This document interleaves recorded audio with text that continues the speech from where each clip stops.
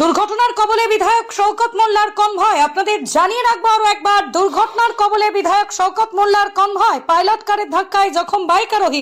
আপনাদের জানিয়ে রাখবো আরো একবার, দুর্ঘটনার কবলে বিধায়ক শওকত মোল্লার কনভয়। পাইলট কারের ধাক্কায় জখম বাইক আরোহী।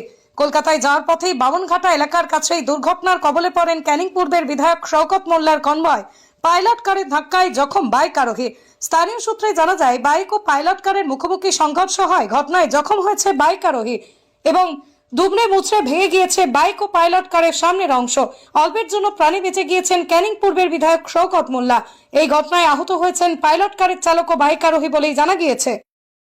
যাচ্ছিল গাড়ি স্পট করে, পাইলট যাচ্ছিল, পাইলটের অ্যাক্সেলটা কেটে যায়, কেটে গিয়ে বাইকওয়ালাকে উড়িয়ে দেয়। এসে বাইকওয়ালাটার আহত চোট হয়েছে, এসএসকেএমে নিয়ে গেছে। সব আহত একজন হয়েছে, বাইক আরোহীটা আহত হয়েছে, যে ইয়ে চালিয়ে ছিল বাইক সেই আহত হয়েছে। এই লোকেশনটা কোথায়? এই লোকটা পিআইটি কলেজ 1 নম্বরে। এই রাস্তায় অ্যাক্সিডেন্টের ঘটনা ঘটে।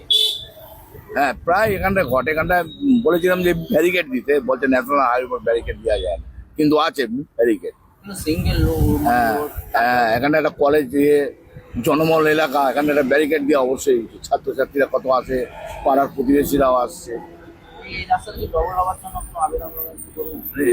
আমরা কি বলবো, আমরা এখানটা নিয়ে এসেছি গাড়ি, আমরা যাই, আমরা কি বলবো। রাস্তা যদি ডবল রাস্তা হয়, ডবল রাস্তা হলে তো ভালো। এসব রোড তো ডবল হলেই ভালো। গাড়ি সবসময় 70-80 স্পিডে চলে গাড়ি, এখানে কোনো লো নয়, সব হাই সবসময় গাড়ি।